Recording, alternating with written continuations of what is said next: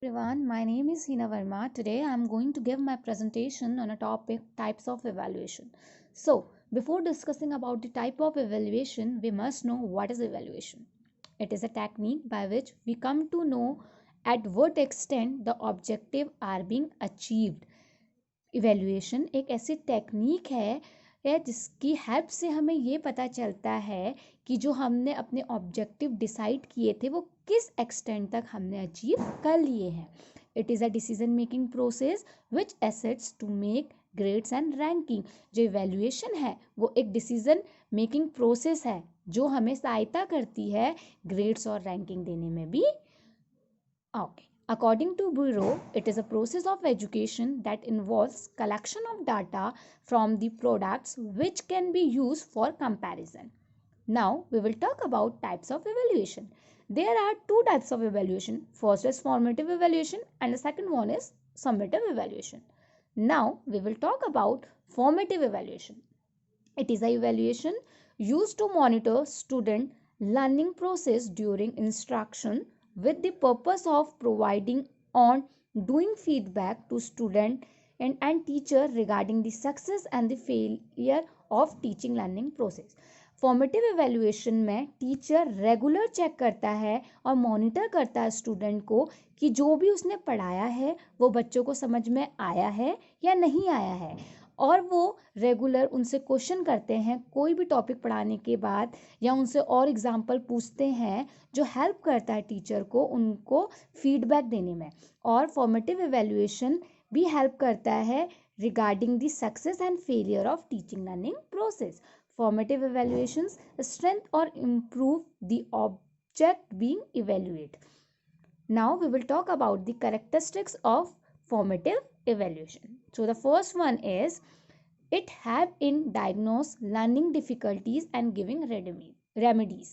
जो formative evaluation होता है वो हेल्प करता है हमें रेगुलर चेक करने में कि जो बच्चे को प्रॉब्लम हो रही है किसी चीज़ में, पढ़ने में, लर्निंग करने में, या कोई भी डिफ़िकल्टीज वो फेस कर रहा है तो वो हेल्प करता है डायग्नोस करने में, और उस हेल्प भी करता है उनको रेमेडीज़ प्रोवाइड करने में. फॉर एग्जांपल, अगर कोई स्टूडेंट वीक है या वो इंटरेस्ट नहीं ले रहा है पढ़ने में तो हम उनको वो एक्स्ट्रा क्लासेस दे के पढ़ा सकते हैं या उनको कोई डिफरेंट तरीके से पढ़ा सकते हैं कि जिससे बच्चे का इंटरेस्ट भी जगे और उनको चीज़ें समझ में आए. Now the second point is it provides feedback immediately to both student and teacher regarding the success and the failure of learning. As I already discussed कि जो फॉर्मेटिव इवेल्युएशन होता है उसके अंतर्गत टीचर रेगुलर मॉनिटर करता है teacher को और रेगुलर बच्चों से क्वेश्चनिंग करता है, तो ऑब्वियसली बात है वो फीडबैक भी प्रोवाइड इमिडिएटली करेगा दोनों को, स्टूडेंट को भी और टीचर को भी.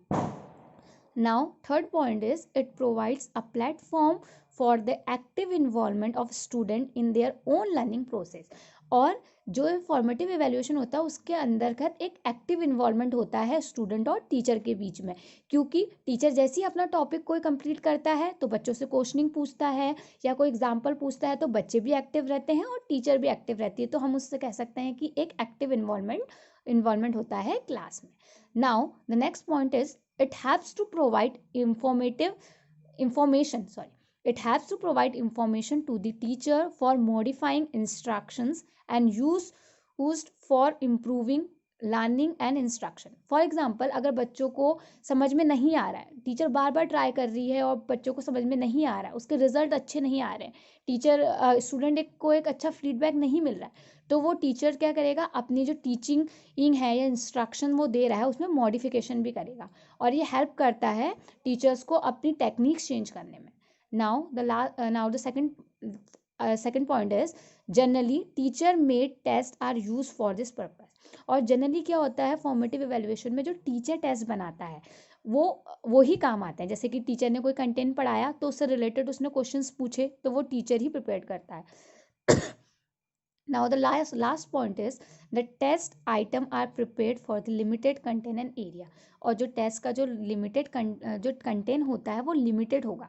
ऐसा नहीं होगा कि टीचर ने एक कंटेंट पढ़ाया है या एक चैप्टर पढ़ाया है और क्वेश्चन दूसरे चैप्टर से पूछ लिया, ऐसा नहीं होगा। जो टीचर ने कंटेंट पढ़ाया है या जो एक यूनिट कंप्लीट करी है उसी में से बच्चों से क्वेश्चनिंग होगी और उनका टेस्ट प्रिपेयर्ड होगा या उनको उसी के क्वेश्चन के मद्देनजर फीडबैक भी दिया जाएगा। Now if we talk about summative evaluation, this type of evaluation is given at the end of the course or unit of instruction to find out which student to what extent has mastered the intended learning outcome। जो summative evaluation होता है वो एक and में दिया जाता है। हम कह सकते हैं कि जब पूरा कंटेंट या पूरा कोर्स पढ़ा दिया होता है उसके बाद ही टीचर फीडबैक देता है या उसको ग्रेड देता है या रैंक देता है टू नो कि जो बच्चे ने जो लर्निंग प्रोसेस की है या जो उसने लर्निंग करी है वो किस एक्सटेंट तक पहुंची है।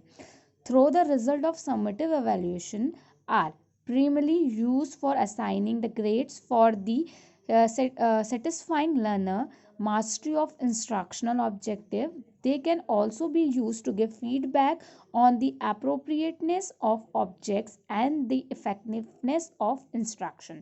जो समेटिव एवेल्यूएशन होता है वो at the end of the session कह सकते हैं या and of the semester help करता है किसी भी लर्नर को उसके रिजल्ट देने में या उसने जो लर्निंग की है उसका एक सेटिस्फेक्शन देने के लिए लर्नर को हेल्प करता है।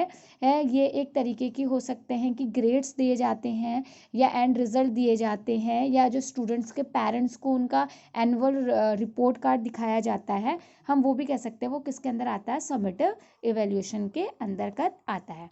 Now, if we talk about the characteristics of summative evaluation, so the first point is summative evaluation is judgmental in nature। जो समेटिव एवेल्यूएशन होता है वो एक जजमेंटल होता है nature.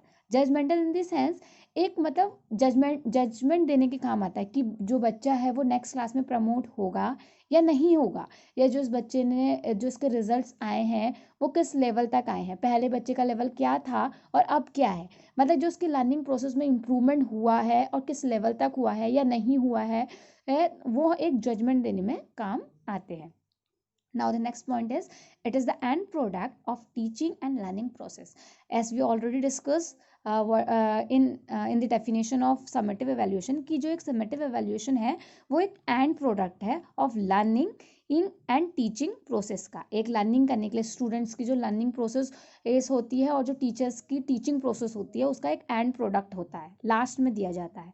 It is use to determine the extent to which the instruction objective has been achieve और meet.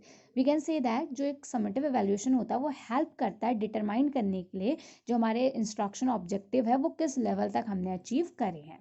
The test item are prepare for the whole content area.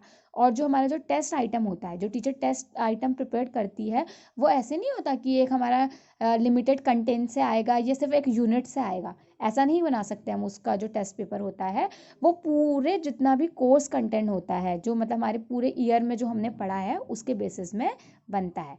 now the next point is it's provide information and feedback that sum up the teaching and learning process। और ये क्या करता है, sum up करता है, मतलब एक information देता है या फीडबैक देता है एट द एंड पूरे ईयर क्या बच्चे में इम्प्रूवमेंट हुआ था और उसने किसमें क्या फीडबैक हुई थी, और टीचर्स को भी हेल्प करता है उनको फीडबैक मिलने की कि जो उन्हें पढ़ाया था किस कैसा रिजल्ट आया है उनका, उनके जो उन्हें पढ़ाया था या उनके स्टूडेंट किस लेवल तक उनने जो अपने इंस्ट्रक्शन ऑब्जेक्टिव थे किस लेवल तक अचीव किए हैं, और जो उन्हें पढ़ाया था वो बच्चों ने किस तरीके से उसको ऑब्जर्व किया है या समझा है और कैसे उनके रिजल्ट आए हैं। Now the next point is it is not regular and continuous process. और जो समेटिव एवेल्यूएशन होता है वो ना ही रेगुलर होता है और ना ही कंटिन्यूस प्रोसेस होता है। जैसे कि हमने पहले ही बात करी थी eight the end of the session होता है, तो हम बोल सकते हैं कि वो एक ना ही रेगुलर है और ना ही कंटिन्यूस प्रोसेस है। Now we will talk about the difference between the formative assessment or summative evaluation. So the first difference is formative assessment occurs during a learning activity और summative assessment occurs at the end of the learning activity. जो formative evaluation होता है वो जिस time पे बच्चा सीख रहा होता है या जिस टाइम पे इंस्ट्रक्शन दिए होते हैं उस टाइम पे अकर करता है, और जो समेटिव एवेल्यूशन होता है वो at the end of the learning activity काम करता है। Now the second point is aim to monitor student learning, and in summative evaluation में क्या होता है, aim to evaluate the student learning. Now the third point is provide student with the feedback yet the satisfy scores or result. Now the next point is may occur several times during a course unit or may occurs few time over the course of academic year. जो formative evaluation होता है वो बहुत time बहुत बार आ सकता है। जैसे कि मैम कोई कंटेंट पढ़ा रही है तो वो बीच बीच में क्वेश्चन पूछ सकती है बच्चे से, और बहुत क्वेश्चन पूछ सकती है, लेकिन समेटिव एवेल्यूशन में ऐसा नहीं होता, वो बार बार थोड़ी पूछेंगी। वो at the end of the result एक पेपर होता है, बच्चा उसे करता है और उसके बेसिस में उसका रिजल्ट आ जाता है। Can be use in a wider range और अ क्वेश्चन फॉर्मेट। जो समेटिव फॉर्मेटिव एवेल्यूशन होता है वो एक वाइडर रेंज में यूज कर सकते हैं हम उसे, और जो उसके क्वेश्चन का फॉर्मेट होता है या वो बहुत ज़्यादा भी हो सकता है और बहुत कम भी हो सकता है। लेकिन जो समेटिव एवेल्यूशन होता है can only use a limited number of question format. जैसे कि हमें पहले से पता होता है कि एक फॉर्मेट बनाया होता है कि जैसे कि 5 क्वेश्चन शॉर्ट क्वेश्चन आएंगे या 3 क्वेश्चन लॉन्ग आएंगे, या सिर्फ 50 मार्क्स का पेपर होगा या 100 मार्क्स का क्वेश्चन होगा। तो वो समेटिव एवेल्यूशन में क्या होता है, एक limited number of question format होता है। That's all, thank you.